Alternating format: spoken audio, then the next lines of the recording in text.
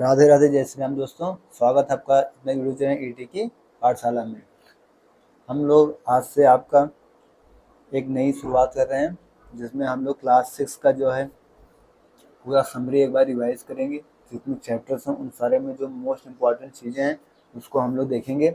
हम लोग का टारगेट यही होगा कि जो गवर्नमेंट एग्ज़ाम की प्रिपरेशन कर रहे हैं हमारे साथी, जो भी गवर्नमेंट एग्ज़ाम की प्रिपरेशन कर रहे हैं उसके लिए जो भी हेल्पफुल होगा, जैसे क्लास 6 में जो भी फार्मूलाज हैं जिनके बेसिक पूरे तरीके से ख़त्म हो चुका है, उन बेसिक्स को एक बार रिवाइज करने के लिए एक बार क्या करेंगे, क्लास 6 का रिवीजन करेंगे, बेसिक कवर करेंगे। एक बात ये समझ लीजिएगा, तो जो साथी क्या करेंगे, गवर्नमेंट एग्ज़ाम की तैयारी कर रहे हैं वो इस क्लास को पूरा देखेंगे। ज़्यादा लंबी क्लास नहीं होगी, बट पूरा क्लास 6 रिवीजन हो जाएगा आपका। क्लास 6 क्या होगा, रिवीजन होगा इसी क्लास में। पूरा क्लास से जो मोस्ट इम्पॉर्टेंट चीज़ें होंगी वो सभी की सभी क्या होंगी, रिवाइज कर ली जाएंगी। बेसिक्स सारा कवर किया जाएगा, ठीक है। जितने भी कम्पिटिटिव एग्जाम है, चाहे एसएससी हो चाहे कोई वनडे एग्जाम हो, सारी मैथ कहाँ तक आती है, 6 to 10th लेवल तक। कहाँ तक आती है, 6 to 10th लेवल तक की सारी मैथ्स बनी हुई है। तो हम क्या कोशिश करेंगे, हम कोशिश करेंगे कि हम इन चीज़ों को कवर करें और अपने बेसिक्स को काफ़ी अच्छे से मजबूत कर लें। जिन साथी का बेसिक्स ना अच्छा हो वो अपने बेसिक्स को अच्छे से मजबूत कर लें, उसके बाद हम लोग क्या करें, आगे बढ़ेंगे, ठीक है। तो आइए स्टार्ट करते हैं। पहला चैप्टर हमारा दे रखा है मूविंग योर नंबर। पहला चैप्टर हमारा क्या है, मूविंग योर नंबर। नोटेशन इसमें क्या है कि writing a number in figures is called notation. जो हम नंबर लिखते हैं उसको हम क्या कहते हैं, नोटेशन। जैसे 1 2 3 4 5 क्या है, इनको हम क्या कहते हैं, ये हमारी क्या है, नोटेशन है। इसकी अगर आप पीडीएफ चाहते हैं तो आप टेलीग्राम चैनल एटी की पाठशाला ज्वाइन कर लीजिएगा, वहाँ पे आपको इसकी पीडीएफ मिल जाएगी। आपको चैनल के डिस्क्रिप्शन में टेलीग्राम चैनल का लिंक भी मिल जाएगा, ठीक है। न्यूमरेशन क्या है कि writing a number in words is called numeration. Ascending order हमको पता ही है क्या है। असेंडिंग ऑर्डर में क्या है, स्मॉलेस्ट टू ग्रेटेस्ट, और डिसेंडिंग ऑर्डर में क्या होता है, ग्रेटेस्ट टू स्मॉलेस्ट। जैसे नंबर लिखा हुआ है, मान लीजिए आपका 20,000, तो नंबर नेम में कैसे लीजिएगा 20,000, और उसको एक्सपेंशन करेंगे तो कैसे हो जाएगा, 2 क्रॉस में 10,000 है 20,000। ठीक इसी तरीके से 89,324 लिखा हुआ है, और इस तरह हम क्या करेंगे, इसका एक्सपेंशन करेंगे तो क्या हो जाएगा, 8 cross 10,000 plus 9 cross 1,000 plus 3 cross 100 plus 2 cross 10 और प्लस 4 क्रॉस 1। ये हमारे क्या हो जाएगा, इस चीज़ का एक्सपेंशन हो जाएगा। इसके बाद आता है आपका लार्जर नंबर। लार्जर नंबर में क्या होगा कि if we add one more to the greatest 6 digit we get smallest 7 digit number.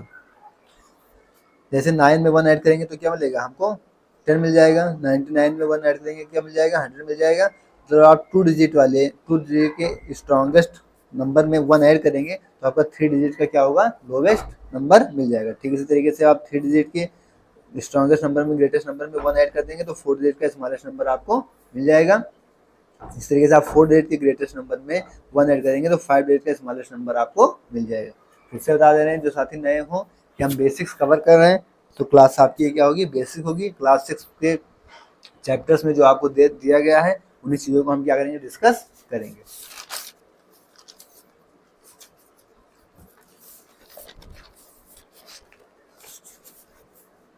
ठीक है।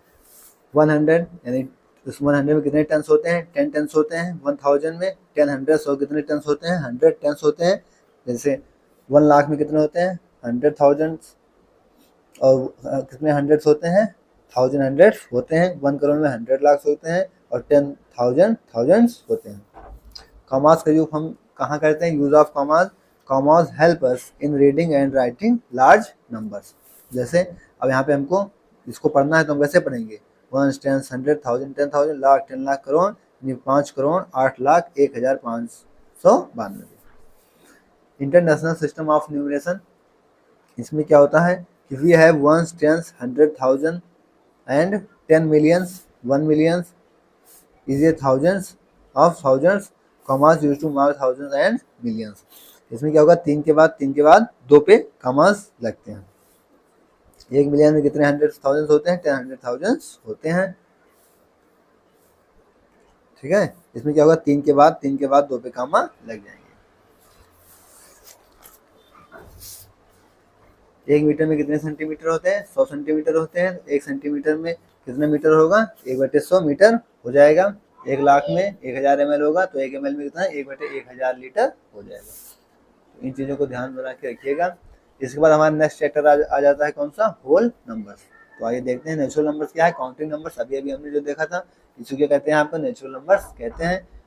होल नंबर्स क्या हो गया? ऑल नेचुरल नंबर, उसके साथ साथ क्या? Zero. All natural number together with zero are called whole number. Zero के साथ साथ जो सारे नेचुरल नंबर्स होंगे वो क्या कहलाएंगे? आपका होल नंबर्स कहलाएंगे। कह रहा है successor of a whole number, तो successor of a whole number क्या होगा? If we add 1 to a whole number, अगर हम होल नंबर में 1 ऐड कर देंगे तो हमें क्या मिल जाएगा? Successor of a whole number.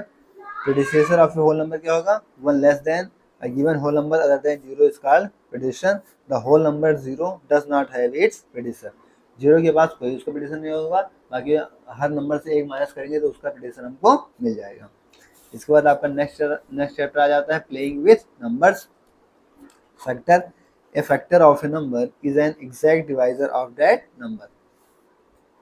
Multiple क्या होता है? A number is said to be multiple of any of its factors. Perfect number क्या होता है? कि a number for which sum of all its factor is equal to twice the number is called perfect number.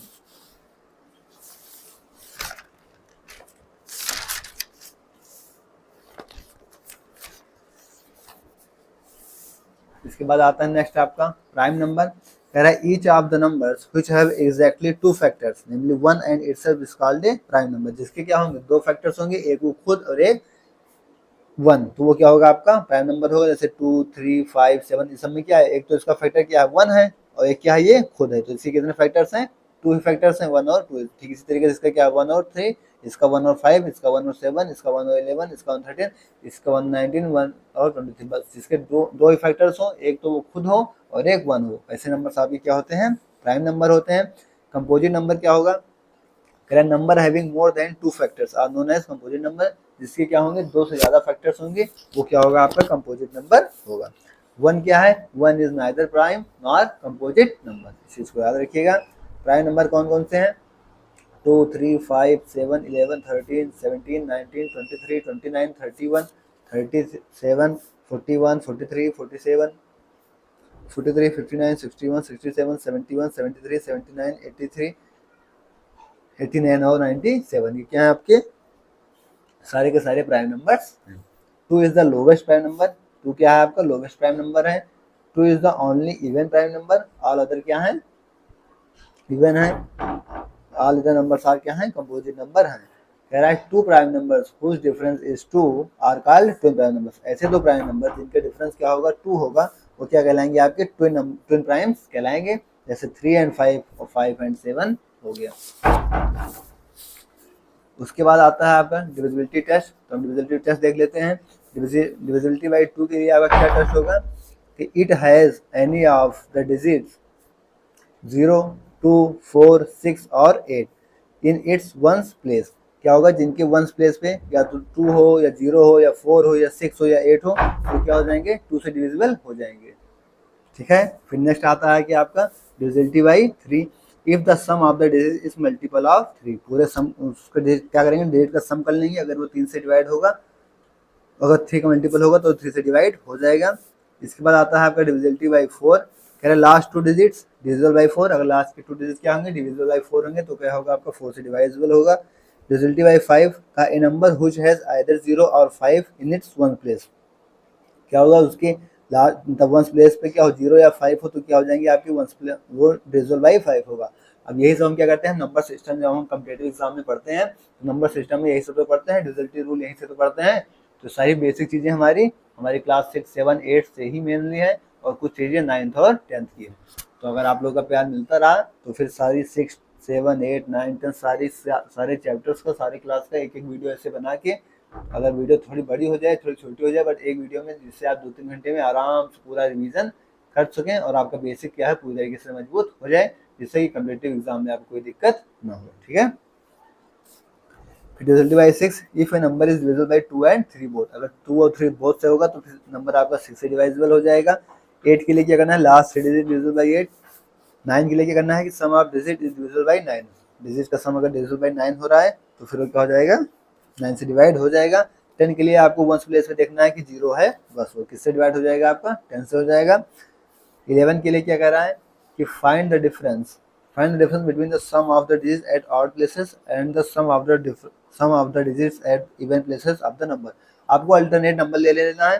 जैसे मान लीजिए यहाँ पे लिखा है 2 4 6 3 8 ये लिखा हुआ है, तो आपको 2 6 और 8 का ले लेना है और 4 और 3 का लेना है। तो ये क्या हो जाएगा आपका 2 6 8 8 16 हो गया, और क्या 4 3 7, तो 16 माइनस 7 इनका डिफरेंस कितना आ गया 9। अब ये तो ना तो 11 का मल्टीपल है और ना ये 0 का मल्टीपल है, तो ये आपका 11 से डिवाइड नहीं होगा। ठीक है, हमने एक एग्जांपल के थ्रू अपने मन से बना के क्या किया और देख लिया है। ये अगर यहाँ पे 0 होता या ये 11 का मल्टीपल आता इनका डिफरेंस लेने के बाद, तो फिर ये आपका 11 से डिवाइड हो जाता। ठीक है, नेक्स्ट आता है आपका को प्राइम नंबर। को प्राइम नंबर क्या है, को फैक्टर जिनके क्या हो 1 हो, को फैक्टर्स क्या हो 1 हो, या कॉमन फैक्टर्स जिनके 1 हो वो क्या होंगे आपके को प्राइम होंगे, जैसे 5 एंड 12। प्राइम फैक्टर क्या है कि a factor of a given number is called a prime factor if this factor is a prime number. जैसे 2 एंड 3 किसके प्राइम फैक्टर हैं आपके 12 के प्राइम फैक्टर।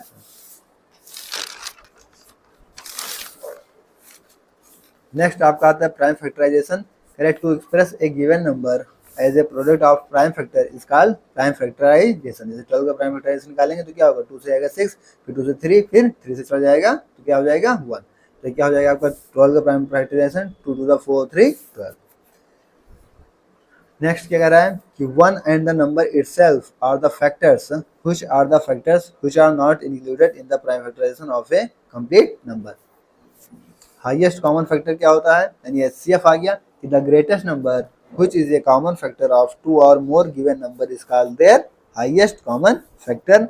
इसी तरीके से आपका एलसीएम लोवेस्ट कॉमन मल्टीपल क्या होता है, the lowest common multiple of 2 or more numbers is the smallest number which is a multiple of each of the numbers. Next basic geometrical ideas, इन सब पे हम क्वेश्चंस भी करेंगे, लेकिन हम सोच रहे हैं क्वेश्चंस करेंगे आपके जो कॉम्पिटिटिव एग्जाम में इन चीज़ों पे आपके क्वेश्चंस आए हैं। एक बार थ्योरी कंप्लीट करने के बाद जो कॉम्पिटिटिव एग्जाम के क्वेश्चंस हैं उन क्वेश्चन को करेंगे, और उसके बाद जब आपको बताएंगे कि ये हम लोगों ने क्लास 6 वाले बेसिक क्लास में किया था, इस पर आप प्रैक्टिस से सॉल्व कर रहे हैं, तब आप लोगों को पता चलेगा कि हाँ जो हम लोगों ने अपनी बेसिक क्लास की थी उसी से सारी प्रॉपर्टीज से ही सारे आपके कॉम्पिटिटिव एग्जाम के क्वेश्चन हो रहे हैं, चाहे कोई वनडे एग्जाम हो चाहे वो एसएससी का एग्जाम हो। ठीक है, बेसिक ज्योमेट्रिकल आइडियाज। पॉइंट क्या होता है, a point is a mark of position, या ए पॉइंट जिसकी ना कोई लेंथ होती है ना कोई ब्रेड्थ होती है ना ही कोई थिकनेस होती है। लाइन सेगमेंट क्या है, let A and B 2 points on a plane then the straight path from A to B is called the line. 2 points हो और एक स्ट्रेट लाइन हो तो क्या होती है आपकी लाइन सेगमेंट होती है, इसको डिनोट करते हैं ए बी बार से। नेक्स्ट कह रहा है thus a line segment has a definite length which can be measured। Line segment क्या होती है, डेफिनेट लेंथ होती है जिसको हम मेजर कर सकते हैं। ए बी तो हम इस तरीके से डिनोट करते हैं लाइन सेगमेंट से, is the same thing as the line segment B A. अब ए बी बार ले रहे हैं बी ए बार ले रहे हैं, दोनों क्या होंगी एक ही चीज होंगी, इनमें कोई डिफरेंस नहीं होगा। लाइन क्या होती है, a line segment extended endlessly on both side is called a line. Line segment को आप क्या करेंगे, जैसे ए बी को आपको लाइन सेगमेंट दे रखिए, इनको क्या दोनों तरफ एंडलेसली क्या करें बढ़ा दें, अगर इनफाइनाइट बढ़ा दें, आगे इधर भी बढ़ा दें इधर भी बढ़ा दें, तो ये क्या हो जाएगी आपकी लाइन हो जाएगी जिसे हम मेजर नहीं कर पाएंगे। इसे कैसे डिनोट करेंगे, ए बी पर दोनों तरफ से एरो लगा देंगे, ए बी पे या बी ए पे क्या करें दोनों तरफ से एरो लगा दें, ये हमारी क्या हो जाएगी लाइन हो जाएगी। नेक्स्ट पॉइंट है कि two intersecting planes intersect in a line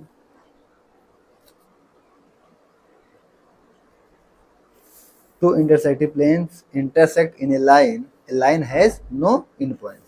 intersecting lines क्या है, जैसे 2 लाइंस हैं, 2 लाइंस आपस में क्या करें इंटरसेक्ट कर रही हैं तो क्या है आपका पॉइंट ऑफ इंटरसेक्शन, और ये जो ये वाली लाइन को ये वाली लाइन इंटरसेक्ट कर रही है तो कौन सी होगी आपकी इंटरसेक्टिंग लाइन हो जाएगी। फिर आती है पैरेलल लाइंस। पैरेलल लाइंस क्या कहती है कि if no point is common to given lines it would mean that the lines do not intersect such line are known as parallel. जब 2 लाइंस हैं दोनों आपस में इंटरसेक्ट नहीं कर रही हैं तो 2 लाइंस कैसी हैं आपकी पैरेलल लाइंस। रे क्या होती है कि a line segment extended endlessly in one direction is called a ray। रे क्या है कि कोई आपकी लाइन सेगमेंट है वो एक डायरेक्शन में बढ़ाई जा रही है endlessly, जिसका कोई अंत नहीं है, वो आपकी क्या होती है रे होती है। रे हैज नो डेफिनेट लेंथ, क्योंकि ये भी endlessly क्या होती है बढ़ती जाती है, तो इसकी भी कोई भी लेंथ नहीं होती, उसको हम डिनोट करते हैं रे ए बी पर एक तरफ से arrow.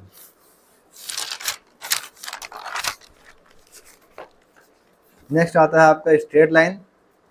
We know that by moving a pencil along the straight edge of a ruler we get a straight line। Curve क्या होती है? By moving a pencil along a curve edge, जैसे like coin के नीचे हम pencil से curve करते हैं तो क्या हो जाता है हमारा? एक कर्व हो जाता है। क्लोज फिगर क्या होता है? A figure which begins and ends at same point is called closed figure। जैसे ऐसा कोई फिगर जो जहाँ से शुरू हुआ और वहीं पे आके उसका एंड हो गया तो क्या हो गया? आपका क्लोज फिगर हो गया। जैसे आप ये क्या यहाँ से शुरू किया फिर यहाँ पे आके क्या हुआ? यहीं पर एंड हो गया, यानी स्टार्टिंग और एंडिंग पॉइंट दोनों सेम है तो क्या हो गया? आपका क्लोज फिगर हो गया। जैसे मान लीजिए एक फिगर ये है, यहाँ से शुरू किया यहाँ पे आया, ऐसे बनाया, फिर ये क्या हुआ? यहाँ पे आके यहीं पर एंड हो गया, यहीं से शुरू हो गया और यहीं पे आके एंड हो गया तो ये क्या हो जाएगा? आपका क्लोज फिगर हो जाएगा। ओपन फिगर क्या है कि starting and ending points are different. Starting और एंडिंग पॉइंट्स क्या होंगे? डिफरेंट होंगे। जैसे हमने यहाँ से स्टार्ट किया और एंडिंग पॉइंट्स यहाँ हो गया तो स्टार्टिंग और एंडिंग पॉइंट्स क्या है? डिफरेंट हैं तो क्या हो जाएगा? आपका ओपन फिगर हो जाएगा। यहाँ से स्टार्ट किया हमने तो हमने देखा यहाँ से आके स्टार्टिंग पॉइंट ये था, एंडिंग पॉइंट ये है, दोनों क्या है? डिफरेंस है, दोनों डिफरेंट है तो क्या हो गया? आपका ये ओपन फिगर हो गया। ठीक इसी तरीके से यहाँ से हमने ऐसे किया, यहाँ से ओपन स्टार्ट किया इसको, फिर ऐसे गया ऐसे गया ऐसे गया और फिर यहाँ पे एंड हो गया तो ये क्या था? स्टार्टिंग और एंडिंग पॉइंट डिफरेंस है तो फिर क्या हो जाएगा? ये आपका ओपन फिगर हो जाएगा। नेक्स्ट आता है आपका simple close figure. Simple close figure क्या होता है? एक close figure which does not intersect itself is called a simple close figure. Simple close figure क्या होता है कि एक ऐसा क्लोज फिगर होता है जो खुद को क्या होता है? इंटरसेक्ट नहीं करता। जैसे जैसे हमने इसको यहाँ से शुरू किया, फिर इसको ऐसे गया, फिर ये आगे इसी पॉइंट पे फिर मिल गया, यानी स्टार्टिंग और एंडिंग पॉइंट क्या है? सेम है तो ये आपका क्या हो गया? क्लोज फिगर हो गया। और खुद को कहीं इंटरसेक्ट नहीं कर रहा तो ये क्या हो गया? आपका सिंपल क्लोज फिगर हो गया। इसे देखा तो हमने मान लीजिए यहाँ से स्टार्ट किया था तो ये ऐसे आके फिर यहाँ से आके यहाँ पे, ये भी आपका यहीं से शुरू हुआ यहीं पे आ गया तो मतलब ये भी आपका क्या क्लोज फिगर है। बट ये यहाँ पे क्या कर रहा है? खुद को इंटरसेक्ट कर रहा है और खुद को इंटरसेक्ट कर रहा है तो ये आपका सिंपल क्लोज फिगर नहीं होगा। सिंपल क्लोज फिगर क्या होना चाहिए? क्लोज होना चाहिए और खुद को इंटरसेक्ट नहीं करना चाहिए। ये यहाँ पे खुद को इंटरसेक्ट कर रहा है इसलिए क्या होगा? ये आपका सिंपल क्लोज फिगर नहीं होगा। पॉलीगन क्या होता है कि a simple close figure form of 3 or more line segment is called a polygon. एक कोई सिंपल क्लोज फिगर जिसमें कम से कम क्या होने चाहिए? 3 लाइन सेगमेंट्स होने चाहिए या 3 से ज्यादा लाइन सेगमेंट होनी चाहिए तो आपका क्या हो जाएगा? पॉलीगन हो जाएगा। नेक्स्ट आता है आपका साइड्स। साइड्स क्या होती है? The line segments forming a polygon are called its sides. जैसे ये आपका कोई पॉलीगन दे रखा है तो यहाँ ए बी सी डी तो इसकी साइड्स क्या हो जाएंगी? आपकी A B B C C D और डी ए तो क्या हो जाएंगे? इनकी साइड्स हो जाएंगी। वर्टिसेस क्या होती हैं? The meeting point of a pair of sides of a polygon is called it's vertices. Meeting points जैसे इनके क्या है? ए बी के मीटिंग पॉइंट्स यहाँ पे हैं और बी सी के मीटिंग पॉइंट्स यहाँ पे तो ये क्या हो जाएगा? इसका वर्टिसेस हो जाएगा। जैसे बी आके यहाँ पे मिल रहा है और क्या डी यहाँ पे मिल रहा है तो ये क्या हो गया? इसका वर्टिसेस हो जाएगा। जैसे यहाँ पे आके ये लाइन मिले ये लाइन मिले तो क्या होगा? या इसका वर्टिसेस हो जाएगा। ठीक इसी तरीके से क्या होंगे? दो लाइन दो पेयर क्या हो रहे हैं? यहाँ पे मिल रहे हैं तो फिर ये क्या हो जाएंगे? इसके वर्टिसेस हो जाएंगे। कह रहा था A B C D are 4 vertices of given polynomial. ठीक है। एडजेसेंट साइड्स क्या होती हैं? Any two sides of a polygon having a common end point are called its adjacent side. जैसे क्या हुआ कि इनके पास क्या होगा? कॉमन पॉइंट्स होंगे जो भी तो ये क्या हो जाएंगे? एडजेसेंट साइड हो जाएंगे। जैसे ए बी और बी सी का, जैसे ए बी और बी सी का ये कॉमन पॉइंट है तो क्या हो जाएगा? आपका एडजेसेंट साइड्स हो जाएगा। बी सी और सी डी का ये कॉमन पॉइंट है तो क्या होगा? Adjacent side. ठीक इसी तरीके से सी डी और डी ए का कॉमन पॉइंट होगा तो एडजेसेंट साइड होगा और इसी से ए बी और ए डी का कॉमन पॉइंट तो क्या हो जाएगा? आपका एडजेसेंट साइड हो जाएगा। जैसे A B B C C D D A और डी ए बी, ये क्या है? 4 pair of adjacent sides in the given polygon A B C D. ये इधर ए बी सी और सी डी और डी ए क्या है? Pair of adjacent vertices. इसके बाद आती है आपकी डायगोनल। डायगोनल क्या होती है? A line segment joining two non adjacent vertices of a polygon is called its diagonal. क्या होंगी? Non adjacent vertices. अब जैसे यहाँ पे देखिए आप तो ये क्या है? ये तो है आपका एडजेसेंट वर्टिसेस लेकिन यहाँ पे तो इसका कुछ नहीं मिल रहा है ना, यहाँ इसका यहाँ मिला है तो यहाँ मिल रहा है बट यहाँ तो इसका कोई भी मतलब एडजेसेंट वर्टिसेस नहीं मिल रहा है तो ये क्या है? इसका नॉन एडजेसेंट वर्टिसेस। तो यहाँ ये क्या हो जाएगी? आपकी डायगोनल। ठीक है। से बी से देखें तो बी का क्या हो रहा है? यहाँ पे कॉमन मिल रहा है यहाँ पे कॉमन मिल रहा है लेकिन यहाँ पे इसका कोई कॉमन नहीं मिल रहा है तो ये जब लाइन खींची जाएगी तो ये क्या कहलाएगी? डायगोनल कहलाएगी। जैसे हम लिख रहा है A C and B D are diagonal.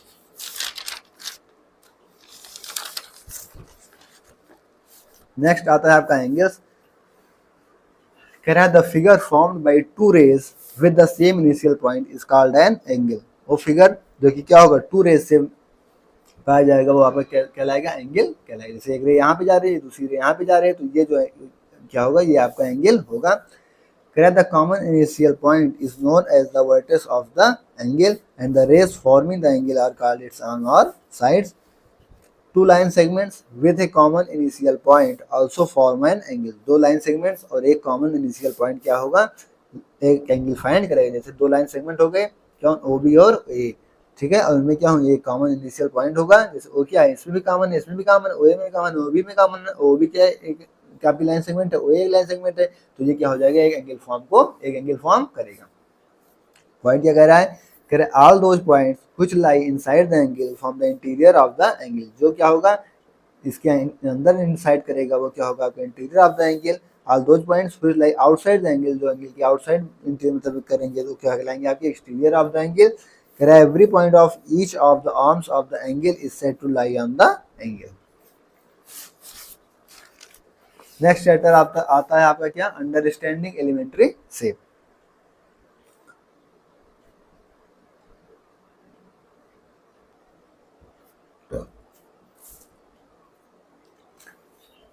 कह रहा है a triangle is made of three a quadrilateral of four line segment।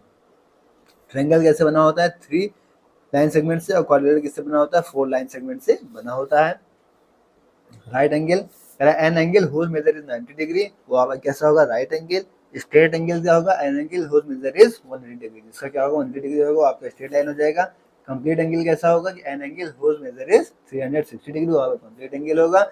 Acute angle क्या होगा कि an angle whose measure is more than 0 but less than 90, तो जो 0 से क्या होगा, 0 से तो बड़ा होगा और 90 से क्या होगा, छोटा होगा, वो आपका कैसा कहलाएगा, एक्यूट एंगल कहलाएगा। फिर जैसे 0 से क्या है, बड़ा है, और 90 से क्या है, छोटा है, तो ये आपका कैसा कहलाएगा, एक्यूट एंगल कहलाएगा। Obtuse angle more than 90 but less then 180, ऐसा एंगल आपका जो 90 से बड़ा होगा और 180 से छोटा होगा, वो आपका ऑब्ट्यूज एंगल कहलाएगा।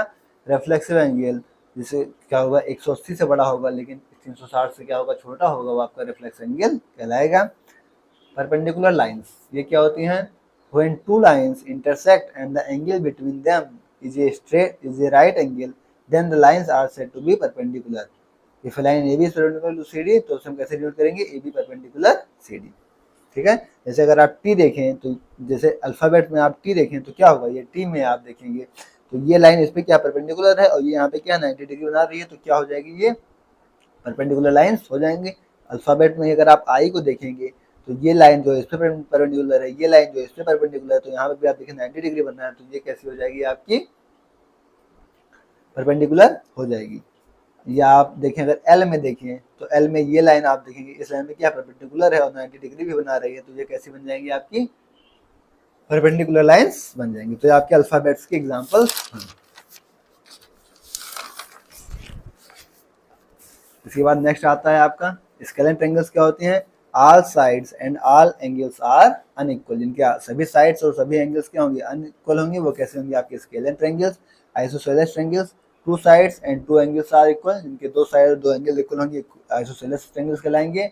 Equilateral triangles all sides and all angles are equal, equilateral में क्या होंगे, आपके इक्विलेटरल ट्रायंगल्स में कि सभी साइड्स और सभी एंगल्स क्या होंगे, इक्वल होंगे। एक्यूट एंगल ट्रायंगल्स की if each angle is less than 90 degree, सभी इसका कम से कम सभी एंगल्स क्या होंगे, एक्यूट एंगल ट्रायंगल्स में 90 डिग्री से कम होंगे।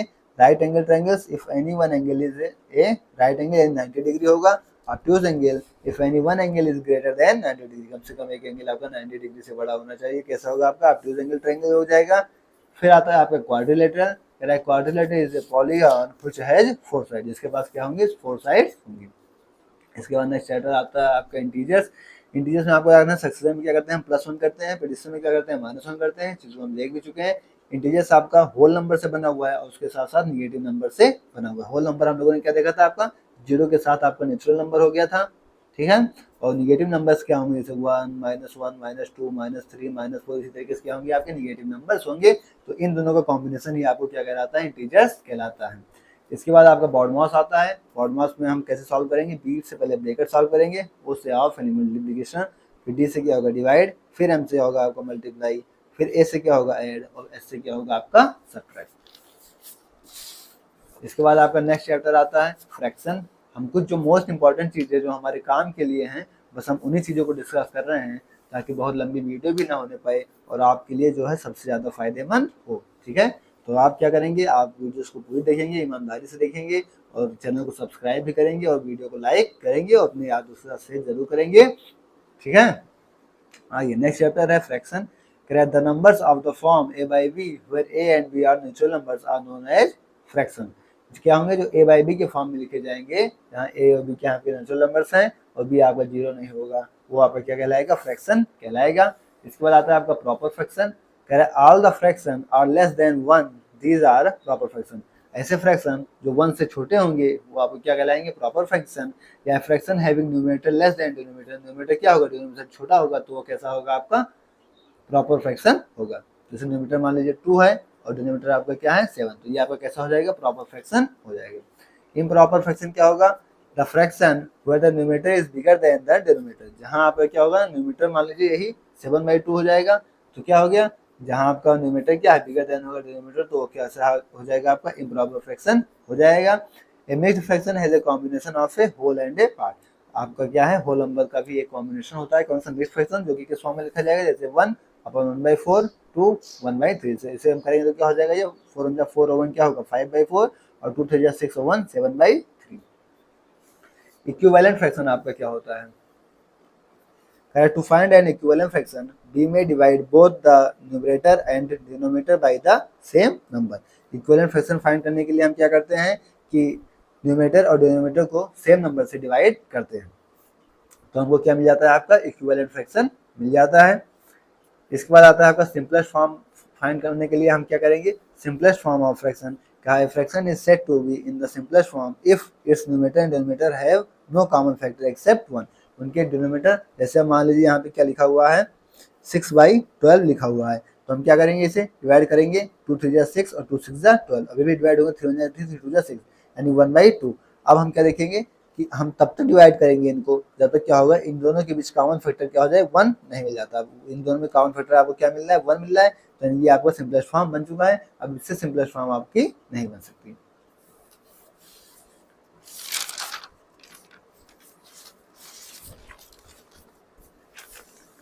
इसके बाद नेक्स्ट आता है आपका लाइक फ्रैक्शन। लाइक फ्रैक्शन क्या होता है, fraction with the same denominators are called like fraction. जिनका डिनोमिनेटर सेम होगा वो आपके कैसे होंगे, लाइक फ्रैक्शन। जैसे यहाँ पे 1/15, 2/15, 3/15 और 8/15, यहाँ पे सभी के डिनोमिनेटर आपको क्या दे रखे हैं 15, तो ये आपके क्या हो गए, लाइक फ्रैक्शन हो गए। अनलाइक फ्रैक्शन में क्या होगा कि देयर डिनोमिनेटर्स आर डिफरेंट, इनके डिनोमिनेटर्स क्या होंगे, डिफरेंट होंगे। जैसे 2/3, 3/4, 4/5, 5/8, जैसे 3 4 5 8, तो कैसे हो जाएंगे आपके, अनलाइक फ्रैक्शन हो जाएंगे। असेंडिंग ऑर्डर हम लोग दे चुके हैं, क्या, smallest to greatest, descending order greatest to smallest. ये आपके लिए मोस्ट इंपॉर्टेंट चीज आती है डेसिमल चैप्टर्स में। आपको क्या पता होना चाहिए, आपको यूनिट्स पता होने चाहिए कि कितने यूनिट्स में, मीटर में कितने सेंटीमीटर होते हैं, किलोमीटर में कितने मीटर होते हैं, लीटर में कितने मिलीलीटर होते हैं। तो ये सभी चीज़ें आपको कैसे पता होंगी, आपको इनकी यूनिट्स की जो इनका क्रम है वो आपको पता होना चाहिए। जैसे क्या होता है, पहले किलोमीटर, फिर हेक्टोमीटर, फिर डेकामीटर, फिर मीटर, फिर डेसीमीटर, फिर सेंटीमीटर, फिर मिलीमीटर। अब जैसे हमको किलोमीटर से हेक्टोमीटर में जाना है तो हम क्या करेंगे, 10 से मल्टीप्लाई करेंगे, हेक्टोमीटर में आएंगे। फिर हेक्टोमीटर से अगर हमको डेकामीटर में जाना है तो हम 10 से मल्टीप्लाई कर लेंगे तो हम किस में आ जाएंगे, आपका डेकामीटर में आ जाएंगे। फिर अगर हमको डेकामीटर से मीटर में जाना है तो 10 से मल्टीप्लाई कराएंगे तो हम क्या करेंगे, मीटर में आ जाएंगे। अब मीटर से हमको डेसीमीटर में जाना है तो हम 10 से मल्टीप्लाई करेंगे तो क्या आ जाएंगे, 10 में आ जाएंगे, डेसीमीटर में आ जाएंगे। फिर अगर हमको डेसीमीटर से सेंटीमीटर में जाना है तो हम क्या करेंगे, 10 से मल्टीप्लाई करेंगे और सेंटीमीटर में आ जाएंगे। ठीक इसी तरीके से अगर हमको सेंटीमीटर से मिलीमीटर में जाना है तो हम क्या करेंगे, 10 से मल्टीप्लाई करेंगे और मिलीमीटर में पहुंच जाएंगे। जैसे अगर इसका हमें अपोजिट जाना हो, जैसे हमको क्या करना हो, मिलीमीटर से सेंटीमीटर जाना हो तो हम 10 से डिवाइड करेंगे और कहाँ जाएंगे, मिलीमीटर से सेंटीमीटर। अगर हमको सेंटीमीटर से डेसीमीटर में जाना होगा तो हम 10 से डिवाइड करेंगे, डेसीमीटर में पहुँचेंगे। अगर हमको डेसीमीटर से मीटर में जाना होगा तो हम क्या करेंगे, 10 से डिवाइड करेंगे और मीटर पहुँचेंगे। अगर हमको मीटर से डेकामीटर में जाना होगा तो 10 से डिवाइड करके डेकामीटर में जाएंगे। अगर हमको मीटर से हेक्टोमीटर जाना, अगर डेकामीटर से हेक्टोमीटर जाना होगा तो हम 10 से डिवाइड करके जाएंगे। और अगर हेक्टोमीटर से हमको किलोमीटर जाना होगा तो हम क्या करेंगे, 10 से डिवाइड करेंगे। अब जैसे मान लीजिए आपको मीटर से सीधा सेंटीमीटर से आपको सीधा मीटर में जाना है तो आप क्या करेंगे 10 और 10 100 से सीधा डिवाइड करेंगे तो आप सेंटीमीटर से कहाँ पहुँच जाएंगे, मीटर में पहुँच जाएंगे। अगर आप मीटर से डायरेक्ट किलोमीटर जाना चाहते हैं तो आप 10 10 10 में 1000 से डिवाइड करेंगे तो आप किस में पहुँच जाएंगे। जैसे 1 किलोमीटर में आपको पता भी है क्या होता है, 1 किलोमीटर में होता है 1000 मीटर, ठीक है। अब अगर आप 1 मीटर में देखेंगे तो क्या होगा 1/1000 किलोमीटर, यही हो जाएगा ना। तो आप क्या किया, आप मीटर से कहाँ गए, किलोमीटर में गए हैं, मीटर से कहाँ गए, किलोमीटर में गए हैं। आपको मीटर से किलोमीटर में जाना है तो कितने से डिवाइड करना पड़ेगा, 1000 से डिवाइड करना पड़ेगा। 10 10 10 से करेंगे तो कितना हो जाएगा, 1000 हो जाएगा। तो यहाँ से आपने क्या किया, वही चीज तो आपने किया, 1000 से डिवाइड किया। तो फार्मूलाज जो है सारे के सारे कहाँ से, इन्हीं से बने हुए हैं, फार्मूलाज कहीं बाहर से नहीं आए हैं। बस आपको क्या है, चीजें समझने की देरी है। आप चीज़ों को समझ जाएंगे, ठीक उसी तरीके से आप आगे बढ़ते जाएंगे। इसी तरीके से आप किलोग्राम, हेक्टोग्राम, डेकाग्राम, ग्राम, फिर आपका डेसीग्राम, फिर सेंटीग्राम, फिर मिलीग्राम, ठीक इसी तरीके से आपका इधर भी चलते आ रहे हैं, ठीक इसी तरीके से आगे चल रहे हैं। बस आपको याद रखना है कि kilolitre, hectolitre, डेकालीटर, litre, decilitre, centilitre और मिलीलीटर। तो आप इसी तरीके से क्या करेंगे, नीचे आते समय, इधर से आते समय आप 10 से मल्टीप्लाई करेंगे, इधर से जाते समय आप क्या करेंगे 10 से डिवाइड करेंगे, और जितना डायरेक्ट आपको आना होगा उतना क्या करेंगे आप, उतना ज़्यादा उससे मल्टीप्लाई और डिवाइड करेंगे। तो ये चीज़ें आपको क्या होनी चाहिए, पता होनी चाहिए। फॉर्मूला सारे यहीं से बने हुए हैं, कहीं बाहर से नहीं बने हुए हैं, और न कहीं आपको भटकने की जरूरत है। नेक्स्ट चैप्टर आता है आपका मेंसुरेशन।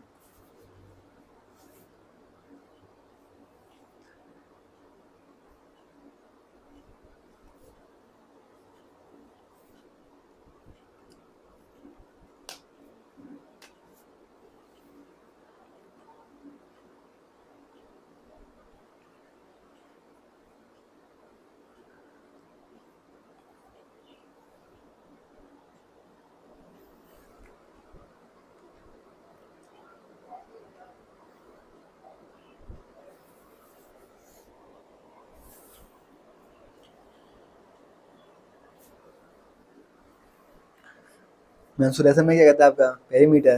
मेरा perimeter is the distance covered along the boundary forming a closed figure when you go round the figure once. जैसे हम लोगों ने देखा जो खेत में, जैसे खेत में देखिए तो क्या करते हैं आप, तो सब लोग तार लगाए रहते हैं। तो कहाँ पे तार लगाते हैं, एकदम अपने खेत के बॉर्डर पे, किनारे पे, तो वो क्या होता है आपका पेरीमीटर होता है, ठीक है। हमको क्या करना है, हमको तो मेनली फार्मूला से पता होना चाहिए, क्योंकि हमें तो डायरेक्ट क्वेश्चंस करने हैं आपके एग्जाम में। और क्या होंगे आपको फार्मूलास कैसे होंगे, पेरीमीटर ऑफ रेक्टेंगल क्या होता है 2, अब length plus birth.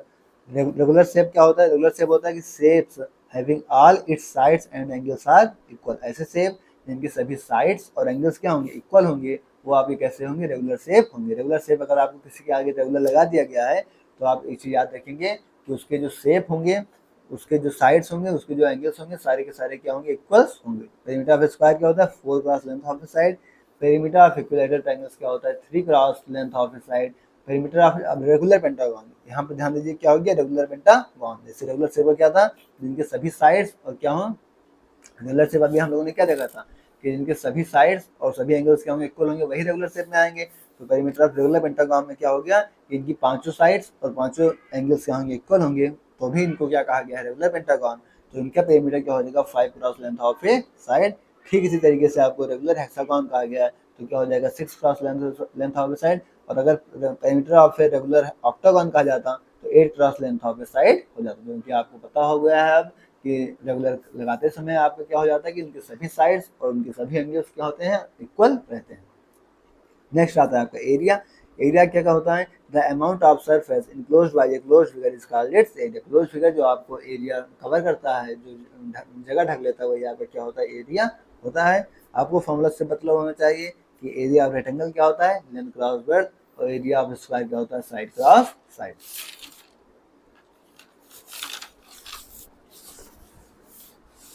Next chapter आपके लिए आ गया अलजेब्रा। अलजेब्रा में हमें क्या पता होना चाहिए कि the branch of mathematics in which we study numbers is arithmetic. जो जिसमें हम नंबर्स के बारे में डिस्कस करते हैं वो क्या कहलाता है, आपका अर्थमेटिक कहलाता है। जैसे हम अर्थमेटिक कॉम्पिटिटिव एग्जाम में अर्थमेटिक मैथ अलग पढ़ते हैं, एडवांस मैथ अलग पढ़ते हैं। तो अर्थमेटिक्स में क्या होता है, आपको नंबर्स का खेल होता है, जिसमें आप परसेंटेज, रेशियो, इन सभी चैप्टर्स को पढ़ते हैं। और एक एडवांस होता है जिसमें आप ज्योमेट्री, मेंसुरेशन, इन सब चीज़ों को पढ़ते हैं। कह रहा the branch of mathematics in which we study shapes in geometry, कहाँ होता है जहाँ हम शेप्स के बारे में पढ़ते हैं, वो हमारे क्या उनसे ब्रांच कहलाती है, ज्योमेट्री कहलाती है। और in the algebra branch the main features is the use of letter, algebra branch में क्या होता है आपका मेन फीचर्स क्या होता है, लेटर्स का होता है। यहाँ पे एक्स वाई जेड इस तरीके से क्या होते हैं हमारे पास वेरिएबल्स होते हैं और इनको हम सॉल्व करते हैं। तो ये हमारा क्या हो जाता है आपका अलजेब्रा में हम इन चीज़ों को डिस्कस करते हैं। क्वेश्चन आएगा तो हम इन चीज़ों को देखेंगे, अभी थोड़ा सा मोटा मोटा देख ले रहे हैं। फिर आता है आपका रेशियो एंड प्रोपोर्शन, कह रहा है two quantities can be compared only if they are in the same unit, दो क्वांटिटीज को हम तभी कंपेयर कर सकते हैं जब उनकी यूनिट्स क्या होंगी, सेम होंगी। जब उनकी यूनिट सेम होंगी तभी हम दो क्वांटिटी को कंपेयर कर सकते हैं, नहीं तो नहीं। If two ratios are equal, अगर दो रेशियो क्या होंगे, इक्वल होंगे, तो हम क्या कह सकते हैं, we say that they are in proportion. अगर दो रेशियो इक्वल हैं तो हम कह सकते हैं कि ये दोनों क्या होंगे, आपके प्रोपोर्शन में होंगे। जैसे मान लीजिए आपको 4:8 दे रखा है और दूसरा आपको दे रखा है 5:10, तो ये क्या होगा, 4 1 4 और 4 2 8, 1:2 है, और 5 1 5 और 5 2 10, ये भी 1:2 है। तो ये दो रेशियो इक्वल हैं, दो रेशियो इक्वल हैं तो हम क्या कह सकते हैं, ये दोनों क्या है, आपस में प्रोपोर्शन में हैं। प्रोपोर्शन का साइन क्या होता है, आपको 4 बार रेशियो का साइन इस तरीके से लग जाता है, इसको हम क्या कहते हैं, प्रोपोर्शन का साइन कहते हैं। नेक्स्ट आपका प्रोपोर्शन के बारे में क्या लिखा गया है, if two ratio are not equal, अगर दो रेशियो आपके इक्वल नहीं होते हैं, then we say that they are not in proportion. अगर ये दोनों यहाँ पे इक्वल हो गए तो हम इसको प्रोपोर्शन कह सकते हैं, अगर दोनों इक्वल नहीं होते तो हम क्या कहेंगे, ये आपके प्रोपोर्शन में नहीं है।